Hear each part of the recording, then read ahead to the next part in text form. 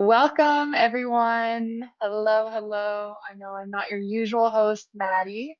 My name is Kaya Price. I'm on Hi Mama's team here. I usually work within our community. I do lots of our social media, lots of our conferences as well. I know we've got lots of conferences coming up. So I'm going to be your host today. We're going to give everyone just a couple minutes to get in, get settled in, and we'll be getting started very, very soon. Let us know in the chat where you're coming from, where you're joining us from. We have the lovely Nora supporting us on chat. So if you have any questions throughout Hani's presentation today, we're going to be talking all about how to achieve excellence through sustainable growth at your center. This is a really exciting one for myself. We know Hani is very much loved here by our community. So super excited to hear what she has to say about not just growth, but sustainable growth. So that's going to be really great. We'll get it started at just maybe 1 or 2 minutes after the hour.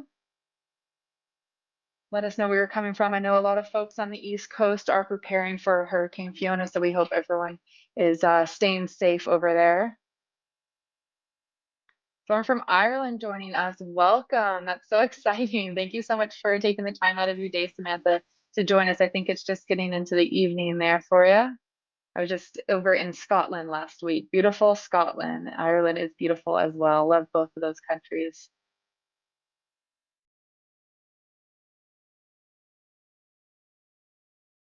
And if you were with us on the weekend, we were hosting our customer virtual conference. It was super exciting. We heard from so many amazing Hi Mama customers about their experience with the app, their experience in childcare. It was really, really heartwarming. There was a really great speech by our CEO, Ron Sternberg. So it was really great to connect with so many of our amazing Hi Mama customers.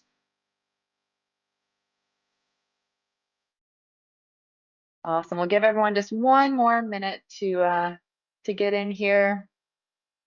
Norma, thank you so much for joining us. Yes, another great webinar is on deck. Hi, Carmen. How are you? I know you were at the conference on Saturday. Great to see you again.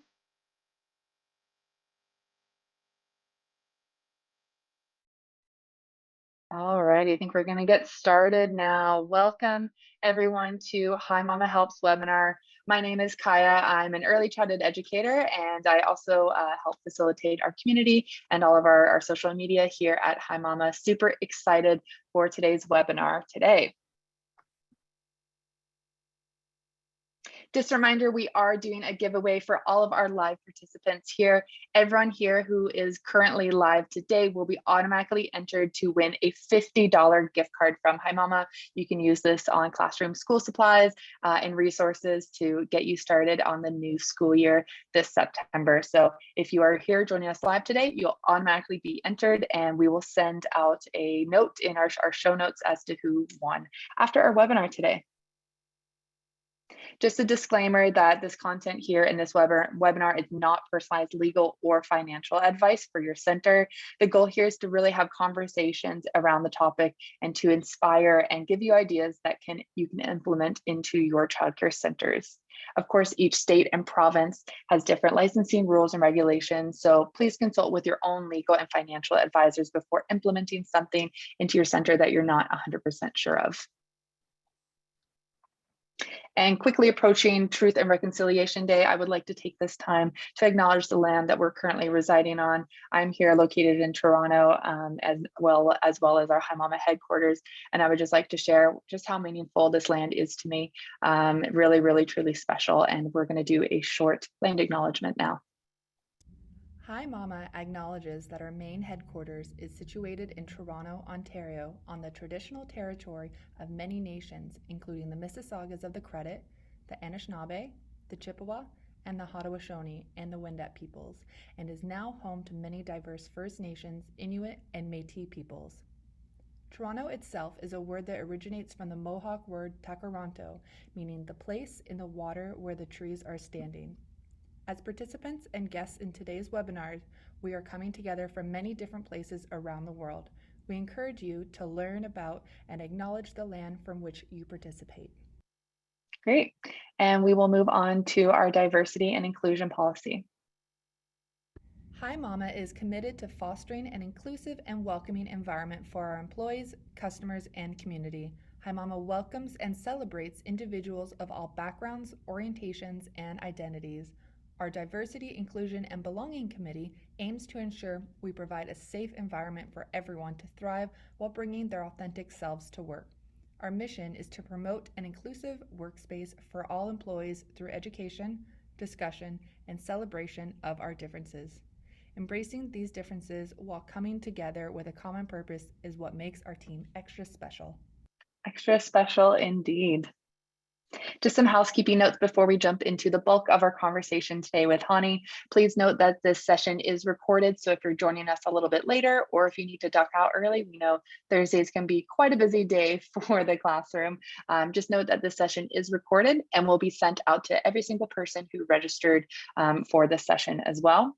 We do have closed captioning available, so if you need some extra assistance with the language today, or maybe you're watching this during quiet time, we encourage you to use that closed caption button. That's the CC button at the bottom of your Zoom screen, and closed captions will pop up for you.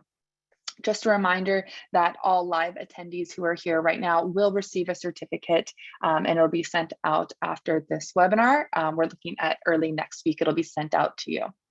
And if you are having any trouble with Zoom, we hope that you're not, but if you are having any trouble, whether it's hearing or seeing, or connection is just a little bit wonky, please reach out to Zoom support, as they'll be the best people to support you through that.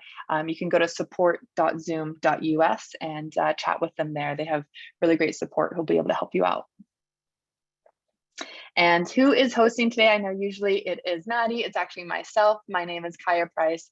I'm our community and social media specialist here at Hi Mama. In a past life, I was an early childhood educator as well. And we also have the lovely Nora, our marketing coordinator, joining us. Welcome, Nora. How's it going? Hi, Kaya. I'm good. How are you? Good. Thanks so much for joining us today. If anyone has any questions for Chanie, Nora will be able to facilitate those later. And if you're having any issues at all, Nora will be your go-to person. She is in the chat. So make sure you say hi to her.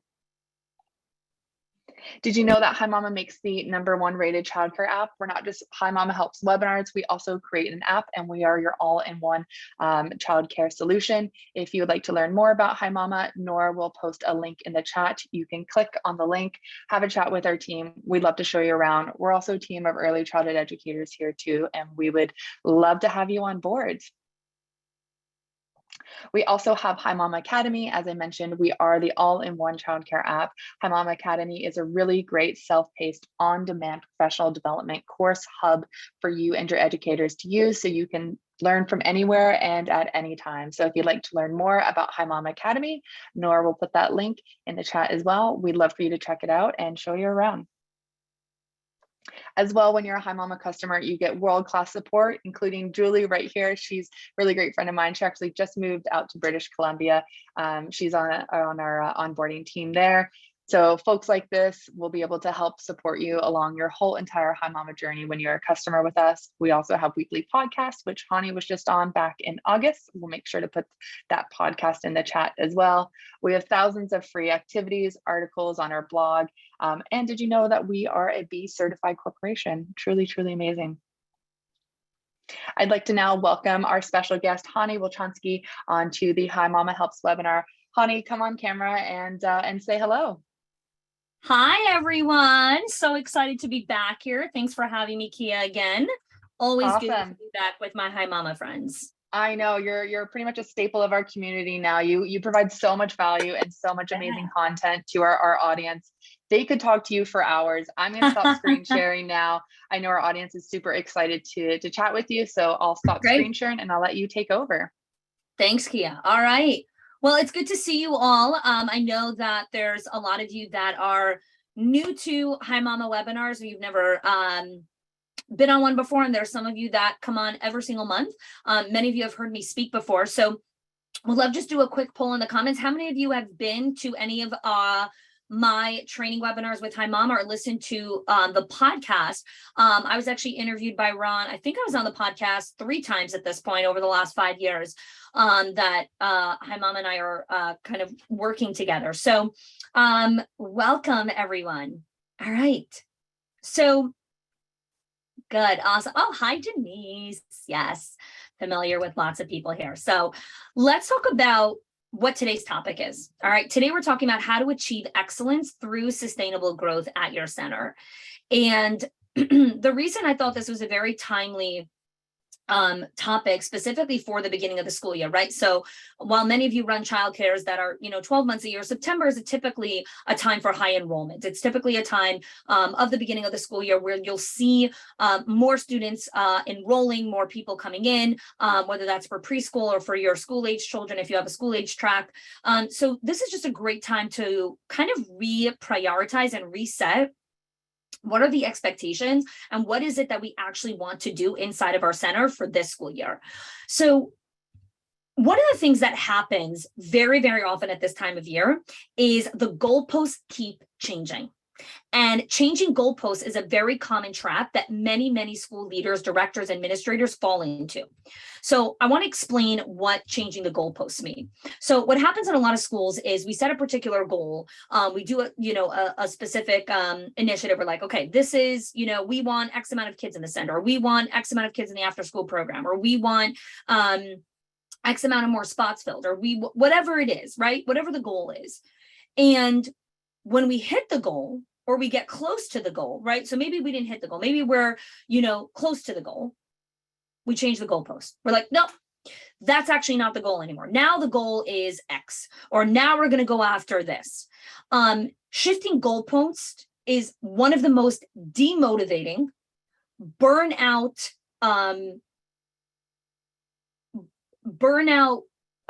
multipliers that there is. Okay, so if you want to know how to burn your team out, get them unmotivated,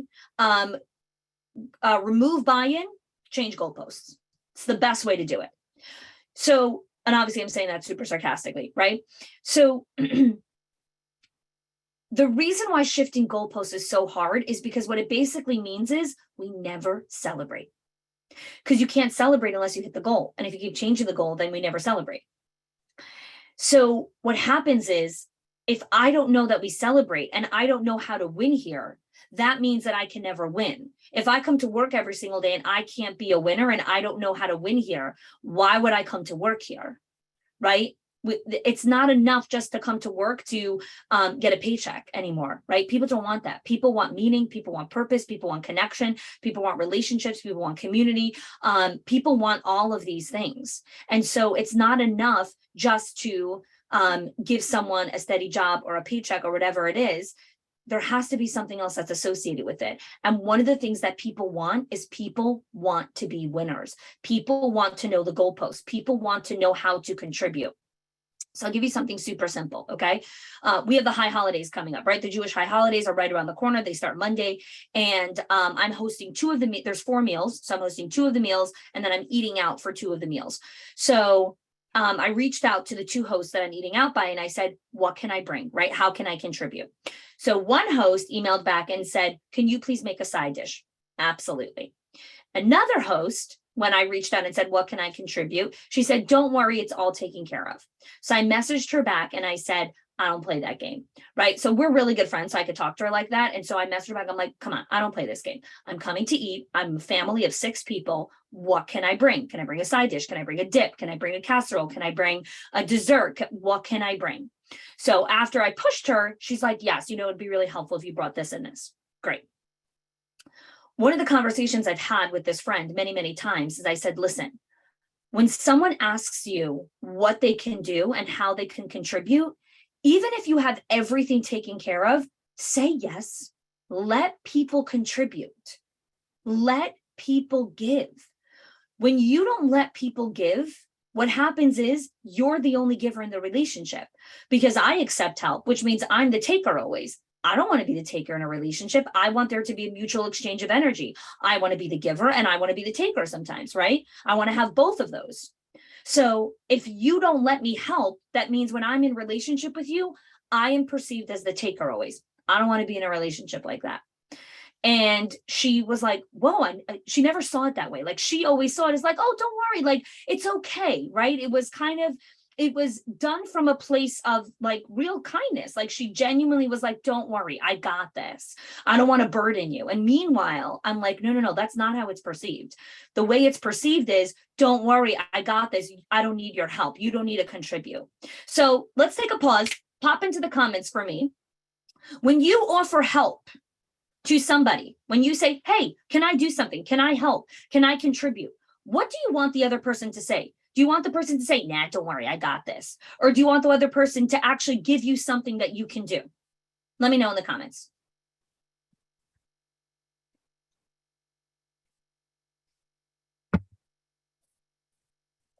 Yes, I want them to give me something I can do. Let's work together. Give me something. I'm okay with either, okay? I want the other person to allow me to contribute, as I believe everyone can use help. Yes.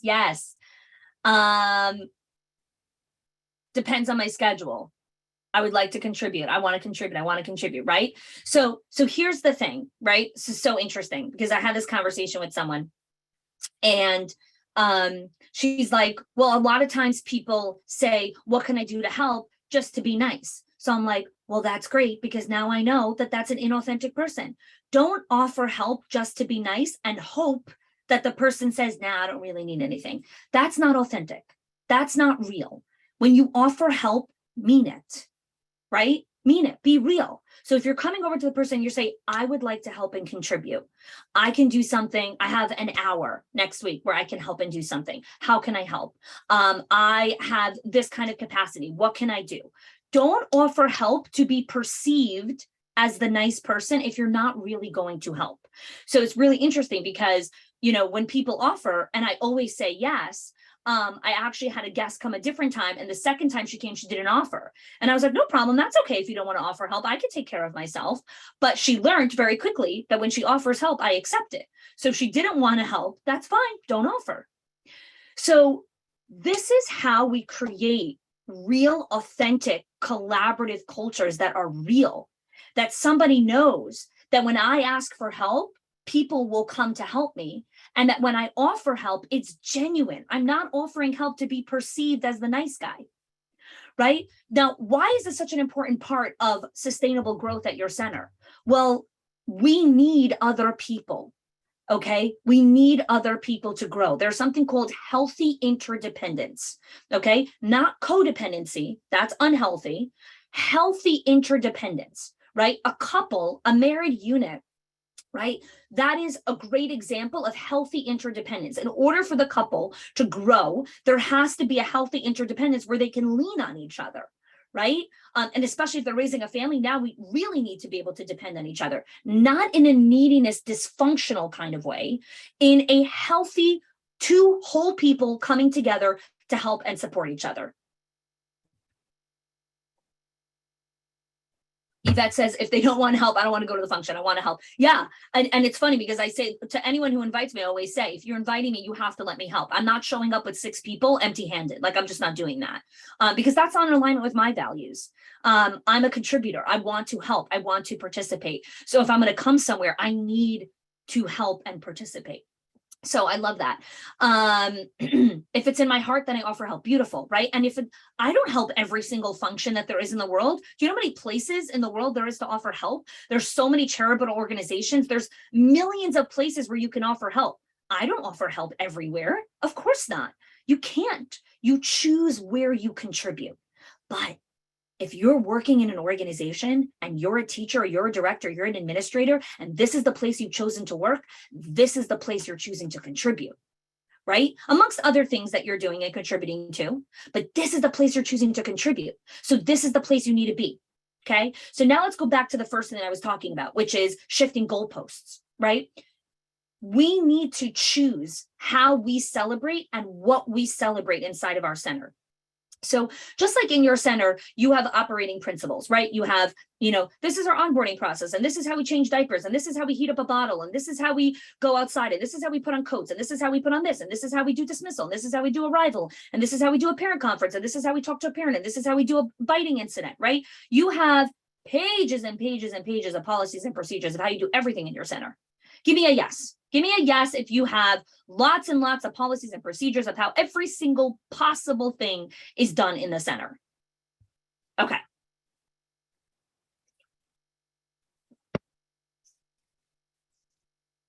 So here is something that I would love to invite you to create inside of your center that is going to have a massive impact on your culture and sustainable growth of your company.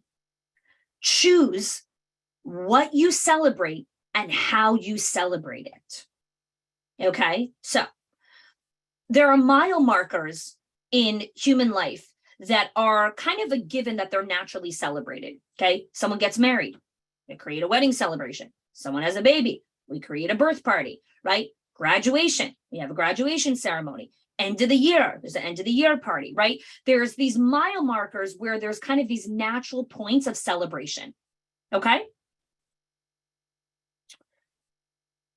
And then there's other points in our life, like moments of grief or moments of transition, that are also marked in different ways, depending on, faith, ritual, background, culture, whatever it is. There's other moments, right? 100 days of school, exactly, right? There's other moments that are marked with other moments, not necessarily of celebration, but moments of ritual and kind of coming together, okay? Holidays are marked. I want you to think about your company values for a moment. And I want you to ask yourself, what are 1 to 3 things that if we intentionally chose, we were going to celebrate these mile markers or these things in our school, and this is how we celebrated it. By doing so, we would start to shift the narrative and the culture inside of our organization. So if you have a culture where one of your values is integrity or trust or service or family or children first or whatever your values are, what if there was a way that you celebrated how these values come to life, right? So we're not every school celebrates 100 days. Why is 100 days so special, right? You decided that 100 days is really special. So you're deciding that that's a day to mark a celebration. Another school might decide that they're going to mark something else as a celebration. On our podcast, the Schools of Excellence podcast, in 3 weeks, we're celebrating our 100th episode. Okay. So my company and I decided when we launched the podcast 2 years ago that when we get to episode 100, we are going to do a special celebration. And we're doing a very special celebration for our 100th episode, right? We decided we wanted to celebrate the 100th episode, right? And then I already said the next time we're celebrating is at the 200th episode.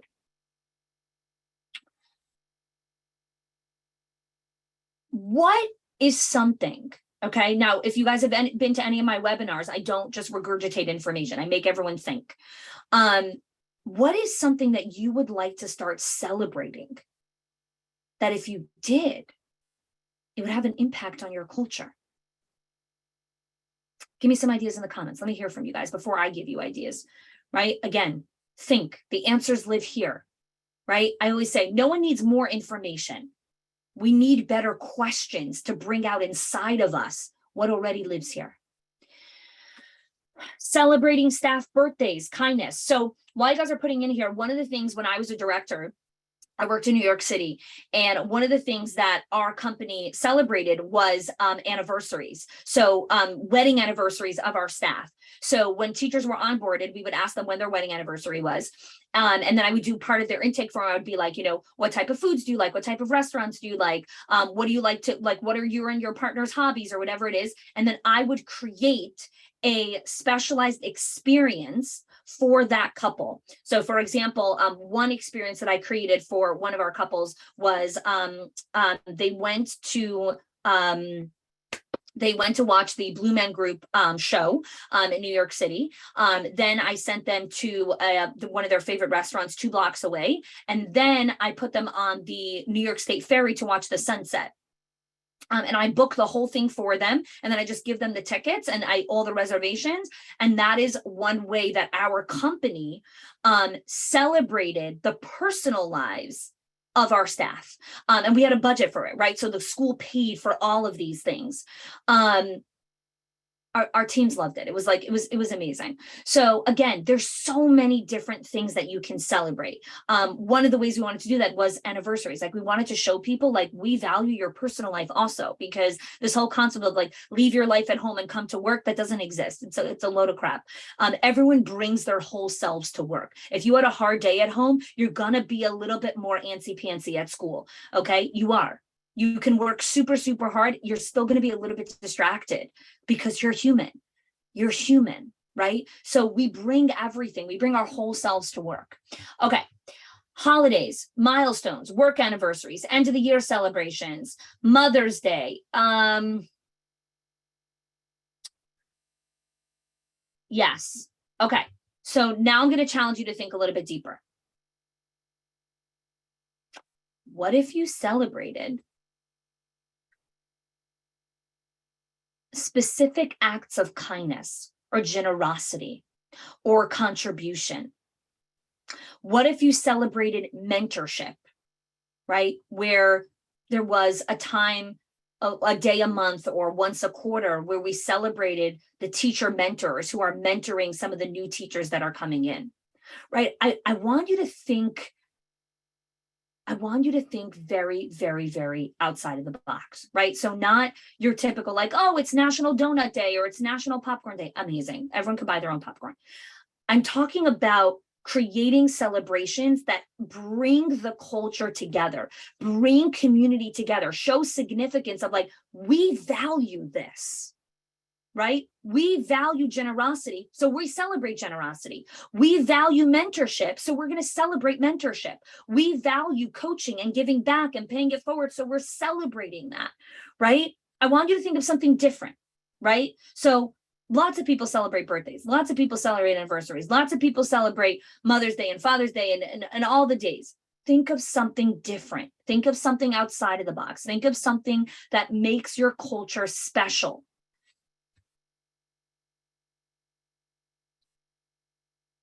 We're celebrating team, right? One of the things that we are doing in our company is we're celebrating delegating. So everyone inside of our company, we're doing a big restructuring. And so everyone has to start doing different levels of delegation. So whether you were promoted and now you're starting to delegate to other people that are working inter teams, everyone needs to hone a completely different level of delegation. And so we're actually celebrating milestones of delegation. So when a particular team member has delegated X amount of projects successfully to the next person, we have a specific thing that we're going to be celebrating. Why am I doing that? When you celebrate something, you tell the other person this is important, right? So when you celebrate a birthday, why do we celebrate a kid's birthday? We're showing the child this is an important day and it's worthy of celebration. Okay, well, what else is worthy of celebration? I think delegation is worthy of celebration. I think generosity is worthy of celebration. We're hitting a very particular milestone inside of our company where we're able to give a certain amount of charity that we've always wanted to be able to give inside of the organization. And we are doing a special celebration because our company hit a certain mile marker that we were able to give that amount of money to charity. So we're celebrating generosity and paying it forward. Again, you don't have to do this. Always remember that. You're here to learn new ideas, to disrupt your thinking, to elevate your mindset, and to start looking at things from a different perspective, right? That's what you're here for. I want to challenge your thinking. I want to pull you out of your day-to-day. I want to get you to think at something from a different perspective. And hopefully you take that and you're like, you know what? We're going to do this. We're going to celebrate this. Okay?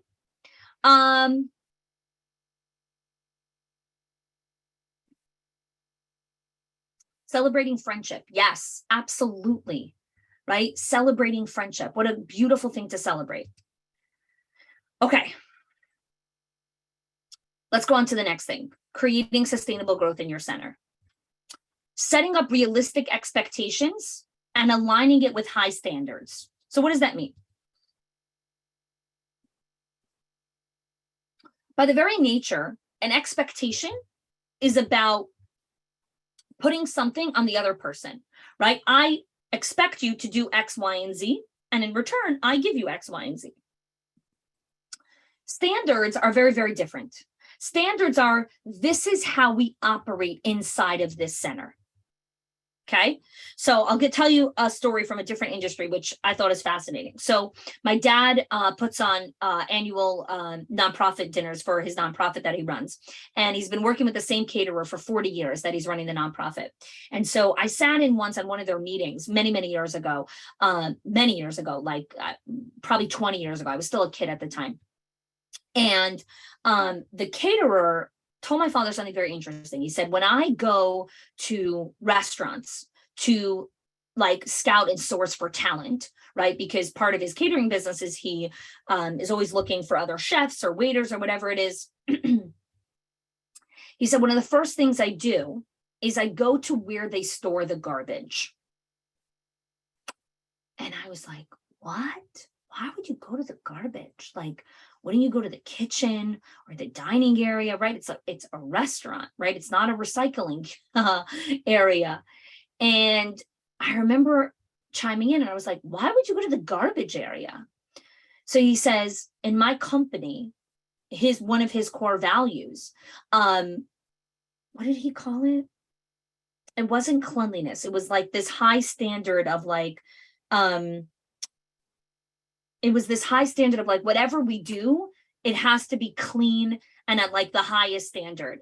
And so he was saying how for him, the way his company takes out the garbage, there's a whole process for how they take out the garbage. Like cleanliness is really, really important to him.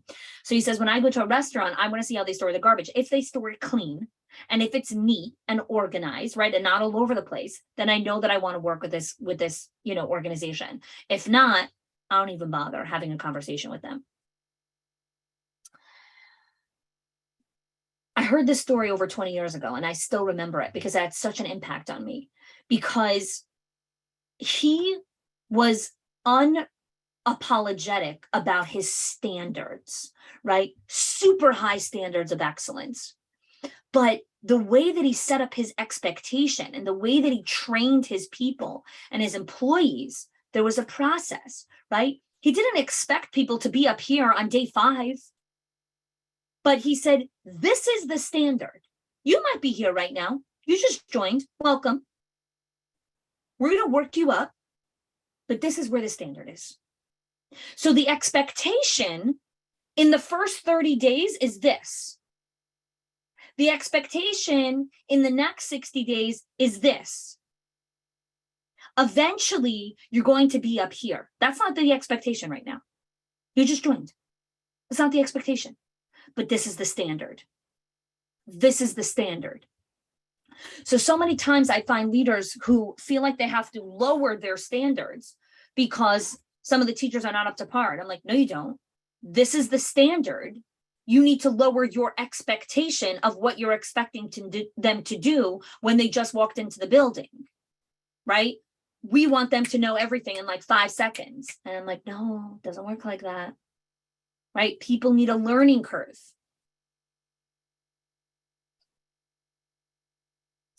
My mentor, Todd Herman, always talks about this concept. He goes, send the elevator back down, right? If you're in this place of leadership or you're a mentor teacher, somebody helped you get here, okay? Whether that was intentional or through osmosis or whatever, someone helped you get here. Send the elevator back down. Come down and show someone else how to do it, right? How are we all going to learn, right? Does everyone have to learn the hard way? Or can we have mentorship and someone guiding us and showing us, right? Send the elevator back down. So understand the difference between expectation and standard. Because if you want sustainable growth, you need to keep your people. If you give unrealistic expectations, people leave. I can't work in this place. The expectations here are nuts. All right, pause. Come into the comments. Write in your own words the difference between an expectation and a standard.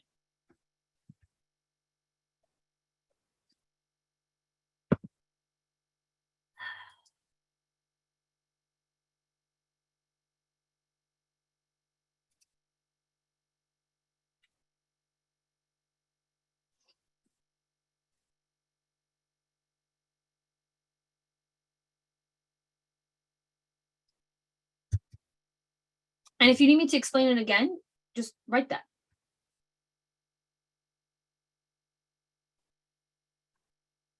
Expectation is a personal standard. The standard is the highest level. The expectations help you get there. Yes. Well said.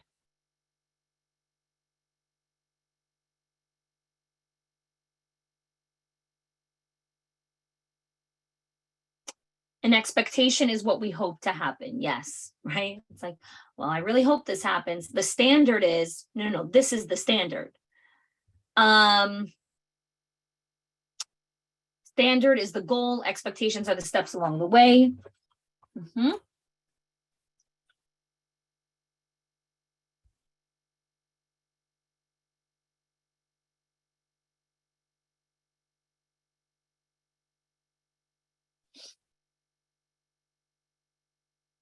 A standard can be measured.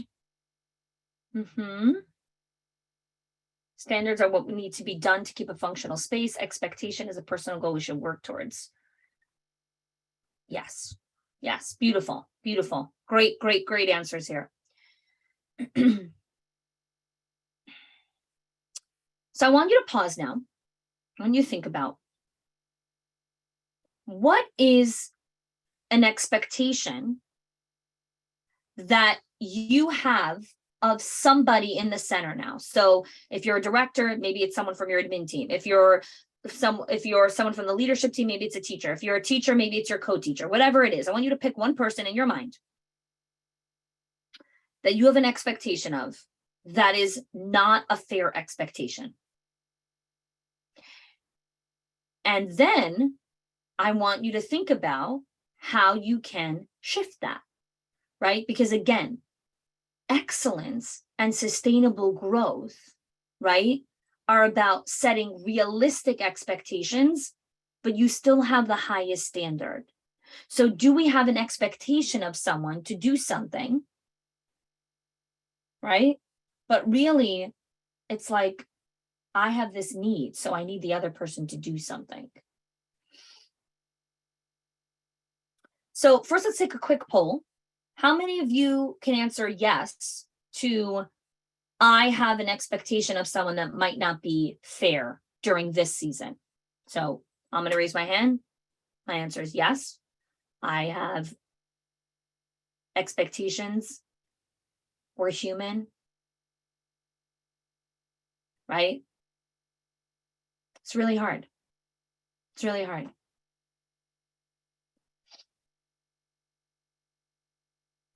So I want to read to you something that I prepared for today. It is from the lens of an owner, but you can adopt it to whatever position you're in. Hang on one second. Let me just pull it up.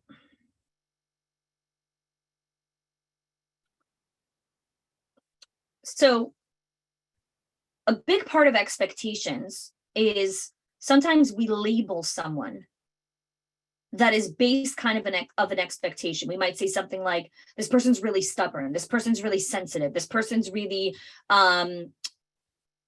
they're not flexible, this person is hard to deal with, this person is whatever it is, right? We create kind of these labels, which are expectations, right? Like, I don't want the person to be stubborn, I don't want the person to be, rigid, I want them to be more adaptable, right? Expectations. Again, these are all expectations.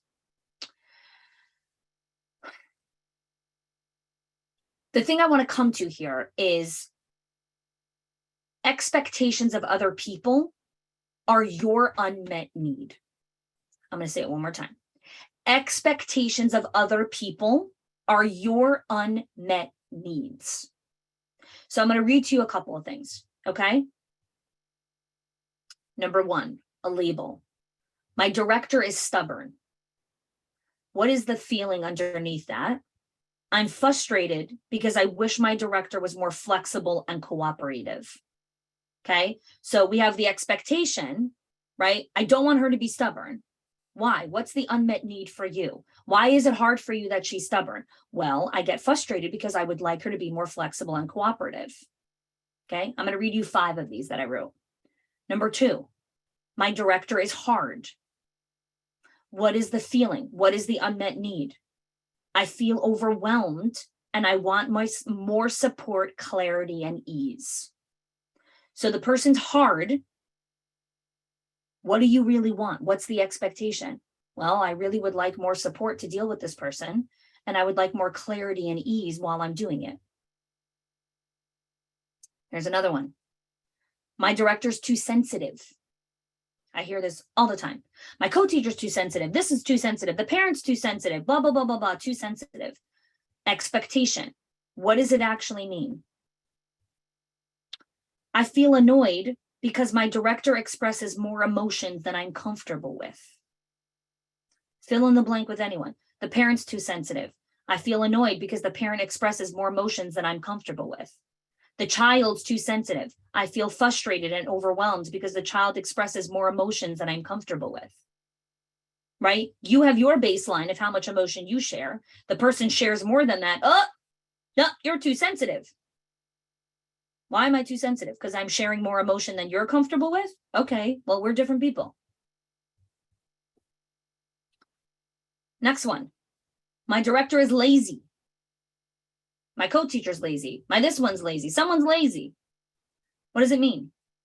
I feel worried because my director doesn't display desire to do things that I think are important for company growth. I'm going to say it again. I feel worried because my director doesn't display desire to do things that I find important for company growth. Again, expectation. I want her to be more motivated. I want her to be more excited. I want her to go above the letter of the law. I want her to blah, blah, blah, blah, blah. All expectations. Okay, what are you really saying? I'm worried because they don't display the desire to do things that I think are important. And last one. My director's too bossy. My co-teacher's too bossy. The child's too bossy. Bossy, bossy, bossy. What does it mean? I feel worried because my director tells people what to do without considering their perspective. So now I'd like to hear from you in the comments. What are some insights from what I just shared here? What are some insights that you're having from this little conversation around expectation, labels, insight?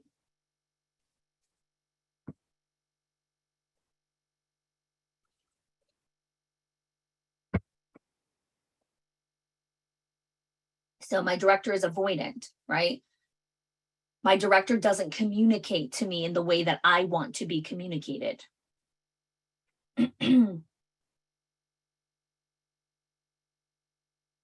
Sure, Crystal, if it was that simple, right? Isn't it just learning about how to communicate with each employee? Yeah, of course, that's what it's about, right? Sure, but it's also so much about my own feelings, right? What is my need in this moment? I never thought of expectations as unmet need. It makes me take a deeper look inside of me. Yes, yes. So Esther Perel is a relationship and intimacy expert. She's the first person that I heard this concept from, where she talks about expectations of our partners are our unmet needs. And I was like, of course, oh my gosh, that's exactly what it is in the workplace. Expectations of our employees are our unmet needs. I needed something to be done. I have this need, this feeling, and you didn't do it.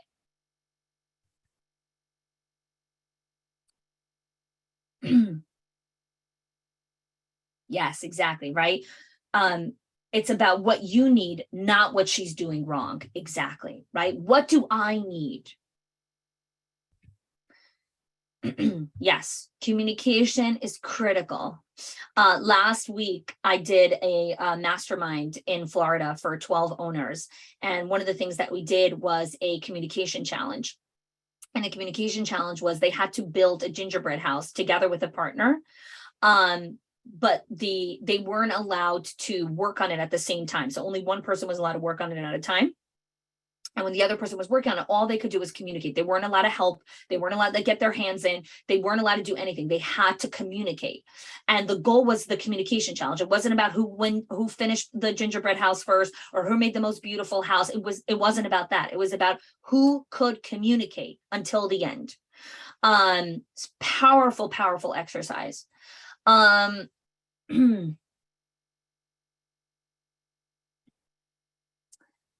So before I move on to the last thing here, I want to invite you to do some reflection after today's session around what are my needs in my role in the company. Okay. So I'm going to give you a very personal example. One of the needs in my company is for my people to be self-reliant. It is an expectation. It is a company value. I do not hire people that are not self-reliant. Okay. Why? Because I have a need in my season of life with my 4 little kids. I cannot have someone in the company who doesn't know how to take care of themselves, be resourceful, figure out what they need, come ask me for what you need. But you need to be self-reliant. Okay. Now, in a different season of life, maybe in 20 years from now, when I'm not raising little babies and I have more capacity, I might hire people who are maybe not as self-reliant and maybe need a little bit more coaching or training in that area. Maybe. Right now, that is my personal need. I cannot hire someone who needs me to babysit them. Here's another need that I have. I do not create to-do lists for people. When you work in my company, I give you the goal. You need to go figure out all the steps that you need to do. I do not create to-do lists. I do not write SOPs. I do not build out processes.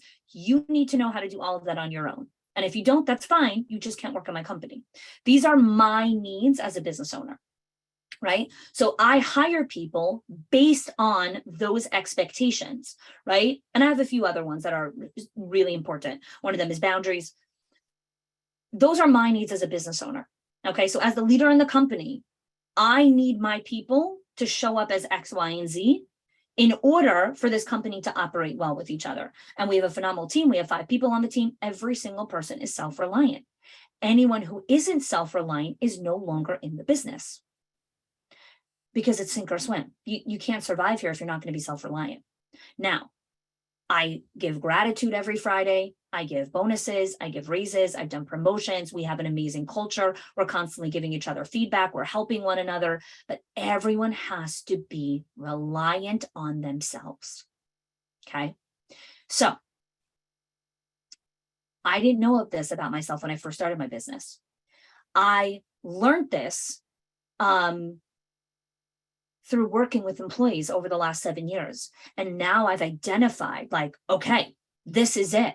I cannot hire someone that doesn't fit this. Okay.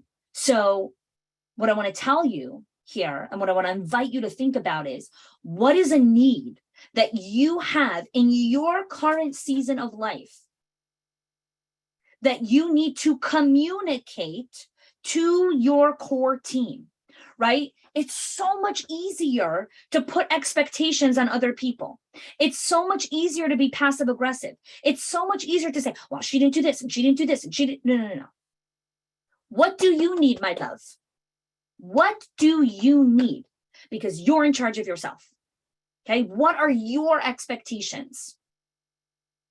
So I need trust. I need reliability. I need the ability to make good decisions and be a quick study. Yeah. Yes, again, right? This isn't about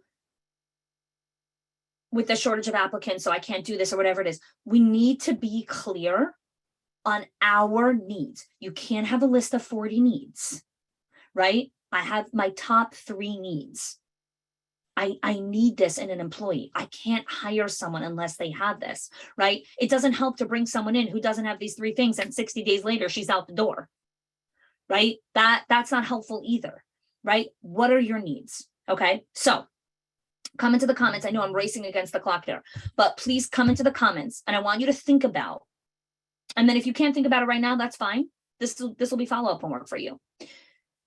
And the reason you need to do this homework, right? What are my needs? Not what are my expectations of other people? What are my needs? What do I need? Right? This is something my husband and I work on this all the time, right? Like at the end of the day or whatever it is, when we both finished our work day, you know, right before the kids come home, we both sit down and have a quick conversation. What do you need? Right? So that we're not each expecting the other person to be like, oh, well, I expected you to do X, Y, and Z, and I thought you would take out the garbage, and I thought you would. No. What do you need? Hey, I just did a 2-hour webinar. I'm going to need 30 minutes of quiet time in my bedroom alone before I can come out and take care of the family. Done. What do you need? Right? We don't want to share our needs because that means we need to be vulnerable. And sharing your needs might be that someone may say, I actually can't do that for you.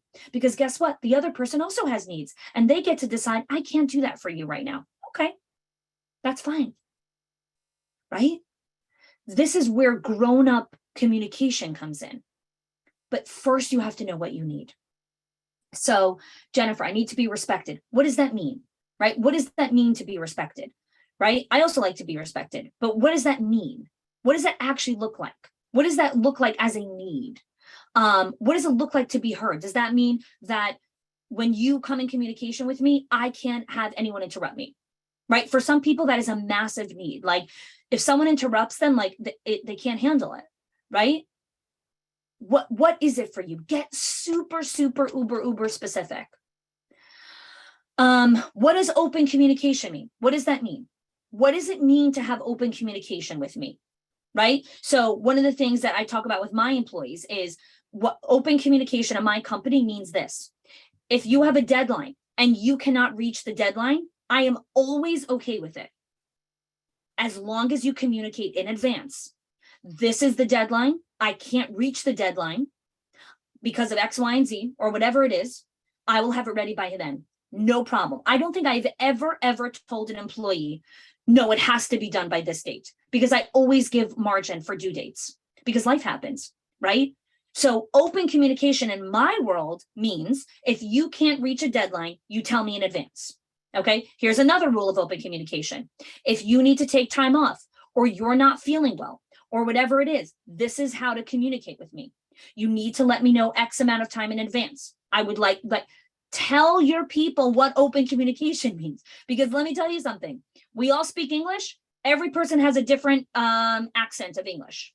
Some people define it like this. Some people define open communication this way. Some people define it like this. I need people to show up on time, prepared, and ready to work, right? Why? Why is that a need of yours? Why do you need people to show up on time? Why do you need people to be prepared? What happens when people are unprepared?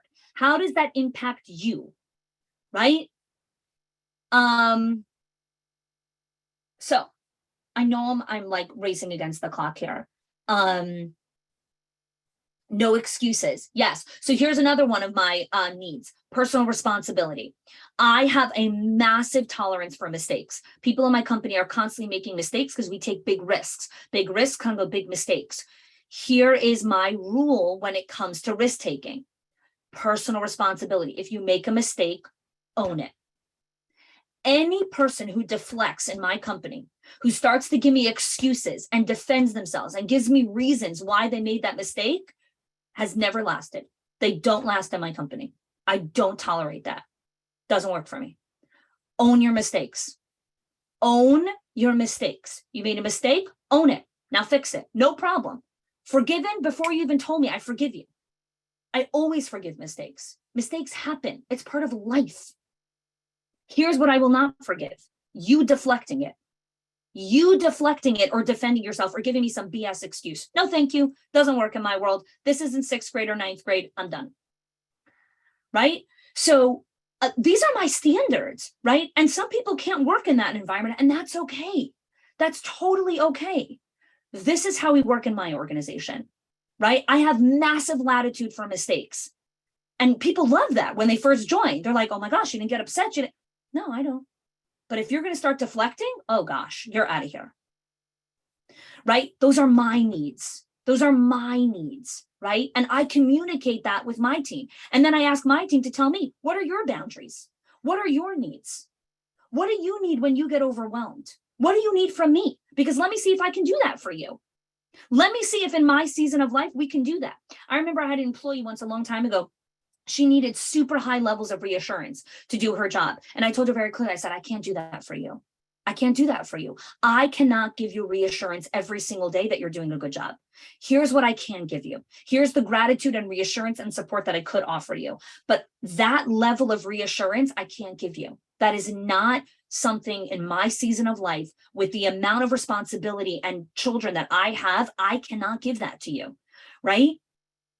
That's where communication comes in. Okay. So here's what we're going to do. We're going to pause here. I have a ton of more insights on all of these topics on my podcast, which is free. Go check out my podcast, Schools of Excellence podcast. But before I turn it back to Kia, I want to hear from each of you. What is your next action step? What is your micro action step? I don't care how small it is that you're going to take based on today's webinar. And the reason why I want it to be so small is because I tell this to my kids all the time. The worst promise that you can break is the promise that you make to yourself. The worst promise that you will break is the promise you make to yourself. If you make a commitment on this webinar, you say, I'm going to do this, do it. Don't break promises to yourself, because that's how you lose confidence in yourself, trust in yourself, second guess yourself. You want more confidence? Keep promises you make to yourself. So if you write something inside of here that you're going to do and you're like, oh, I don't know, make it smaller. Make it smaller. Make it as tiny as you possibly can so that tomorrow you actually do the thing, because that's how you learn how to trust yourself. I keep promises I make to myself. Asking what others' needs are from me. Yes. Ask my center supervisor their needs. Okay, right? So you're going to sit down and you're going to make a meeting, right? So your first step is, Michelle Michelina, I'm not sure how to pronounce her name, is, hey, I would like to have a conversation with you about each of our needs. Can we have a conversation? That's it. That's your only job. That's your next step, right? The next step is book the meeting. Loved, self-reliant. Beautiful.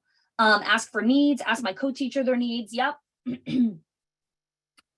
We'll take one more minute here. I want to hear from you guys. What are your next action steps, or just share your insights, right? Either one.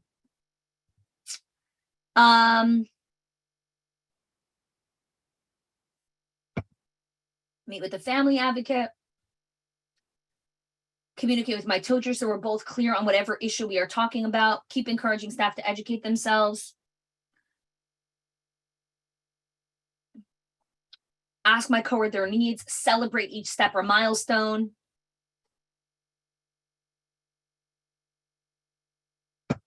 Ask my team what they need before class starts. Yes, beautiful. Oh, this is amazing. This is amazing. And again, I want to thank Hi Mama and Kia and Nora for inviting me here. I always feel like the hour goes by in like 5 seconds. I'm like, oh my gosh, how did that happen already? But always a pleasure to be here. And maybe we can do a follow-up just on this topic, like communicating needs, expectations. I have a ton of content on that. That might be a great idea. So Kia, thank you. Thank you so much for having me. Gratitude to all of you. Thank you so much for being here and participating. Appreciate it. Thank you so much, Chanie. Super amazing, wonderful advice throughout this whole entire webinar. We really do appreciate your time with us. We definitely can do a follow-up, but maybe a part 2. I think that would be fantastic. Before we wrap up here, I did just want to launch a quick poll to our audience, just so we can find out a little bit more about you and how you communicate with your families and how you collaborate with them to provide that quality childcare as well. So just take a moment to fill out that survey there. Chanie, maybe we have time for one question. Hopefully, I know we're approaching time, yes, but awesome. I'm available. Oh, awesome. Yeah. Thank you. Yeah, sure. So you know what? A lot of people were really asking on how to choose, or if they should let the staff choose what they should be celebrating and focusing on for goals. Do you think that's more of like a senior management role, or should that be a whole team role? What do you think? Great question. So I'm going to break down the answer in a few different ways. So my son is actually set up a whole system of like his afternoon routine, where when he gets home from school, he has to do homework. He does like sports. He's got music lessons. He's got like a bunch of things that he needs to do. And it's very difficult for him sometimes to do every part of the routine. Sometimes he forgets, sometimes he doesn't want to, he's lazy, he's not up, whatever, all the things. So I said, listen, you need to decide how to reward yourself at the end of the week when you did every part of your routine. So you need to decide your own internal rewards, how you're going to reward yourself. That at the end of the week, when you checked off every part of your routine, you reward yourself. So a great way to start with your staff is actually telling them, listen, guys, how do you want to reward yourselves and celebrate yourselves from mile markers in your own classroom? So you might have a toddler classroom where they want to celebrate, I don't know, a circle time where no one, pulled anyone's hair. Great. How do you guys want to celebrate that? Right? Another classroom in the 4s and 5 class, they might want to celebrate, I don't know, a day where no one used, bad bathroom words or something like that, or whatever it is, right? Figure out, like, they can decide together, like, what they're working towards and decide how they want to celebrate it. Maybe they want to celebrate it as a class together where they, I don't know, bring a special snack and we're celebrating using, nice words with our friends. We're celebrating, inclusion, where everyone was kind and respectful to each other this week.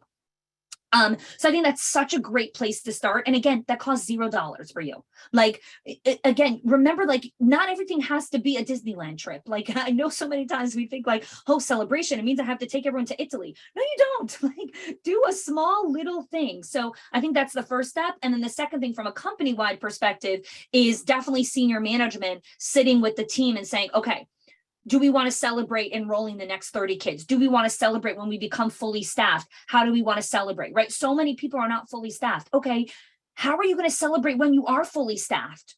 Are you going to take all the staff out for a fancy dinner? Are you going to rent a movie and buy pizzas and beers and celebrate together? Like, how do you want to celebrate being fully staffed? And then tell everyone, guys, this is how we're going to celebrate. So you find a teacher and you find a teacher and you find a teacher so we can do this celebration, right? Yeah, that's a win-win in my books. I mean, you're getting you're fulfilling your need as a director owner, and you're fulfilling your need as an educator. There's less work on your plate when you have more staff. I love it. Hani, maybe time for one more question. If anyone does have an extra question for Hani, you can always reach out to her. We put her website in the chat there, so make sure you connect with her on her website. So some folks were asking questions on how to handle changing goals. If you realize a goal is not completely aligned with your mission, something's misaligned, is it worth keeping, or should you pivot in that sense? Oh, this is like the the question of the year, right? So you set a target. So let me just make sure I understand the question. We set a target and then you're like, oh, maybe this target is not really aligned with where we want to go, right? Is that what you're saying? Yes. Okay.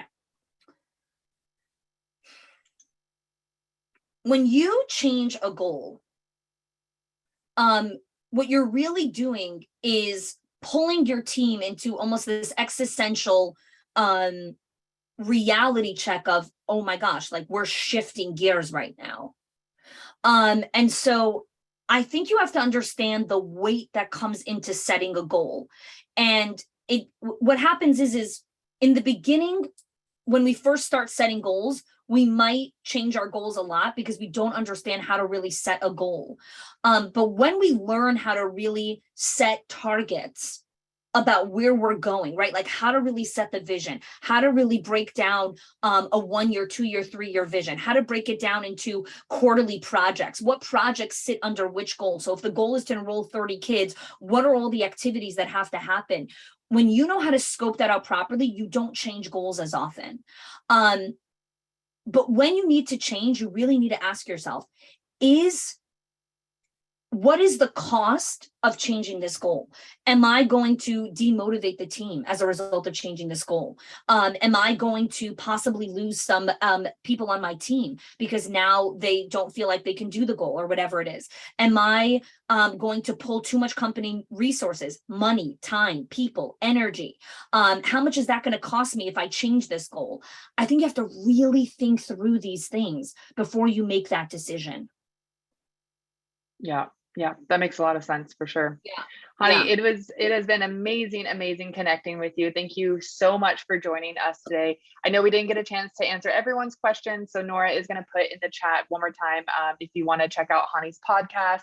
Or I can stay for a couple more minutes. I have 10 more minutes actually. I blocked out 10 more minutes. Oh, beautiful. So I'm sure. happy. We'll do one more question because I know some folks have to go back into the classroom then.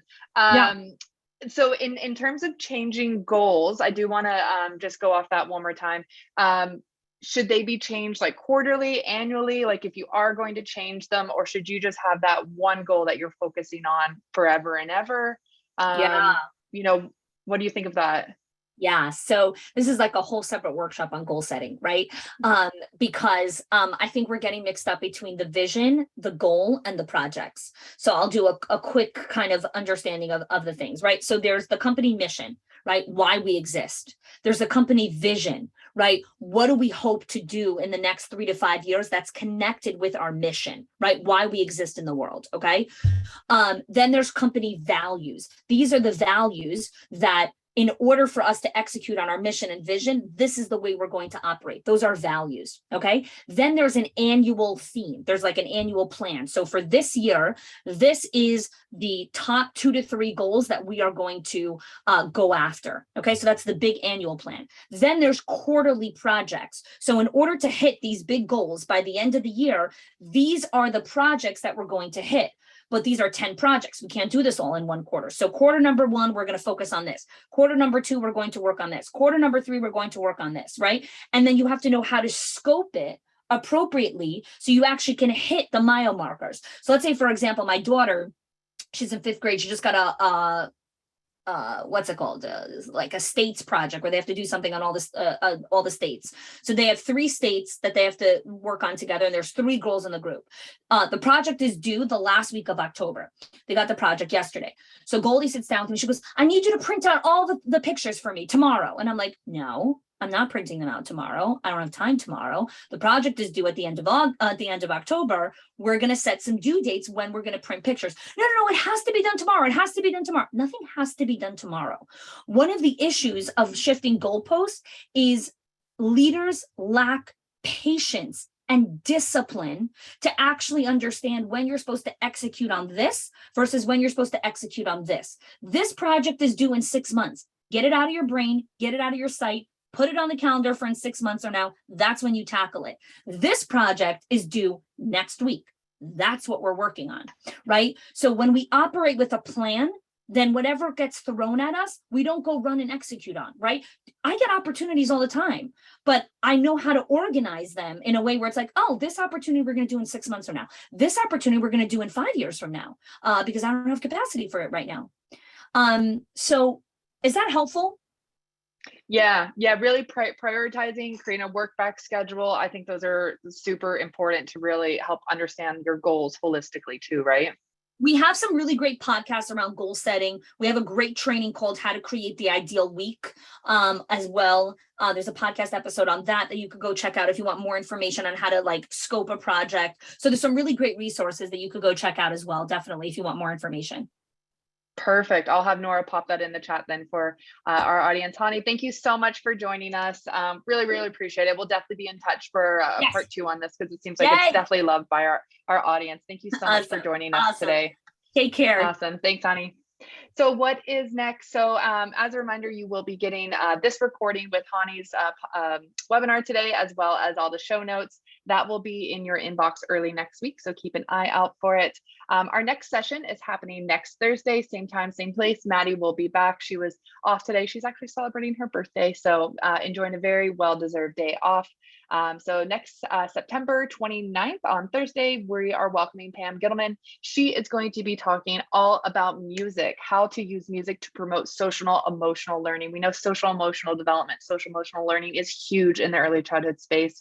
And we heard from our audience, they want to know how to use music of all things to help promote this development. So super excited for that session there. Nora will put the link in the chat. If you would like to sign up early, make sure you secure your spot. Just a reminder, all live attendees have automatically been entered to win a $50 gift card from Hi Mama for you to use towards your classroom resources. If you'd like to connect with us, say hi to us on Instagram. We're on TikTok. We have our preschool podcast as well. We're also on Facebook and our private Facebook group called Circle Time. Make sure you join and say hello to us. And I would just like to say a huge thank you for everyone joining us today. Thank you for being such a fantastic audience. I know everyone loves Chanie so much. So please stay tuned for part 2, probably later this year, maybe early next year, 2023. Stay tuned. Have a great day, everyone. Thank you so much for joining us. Bye.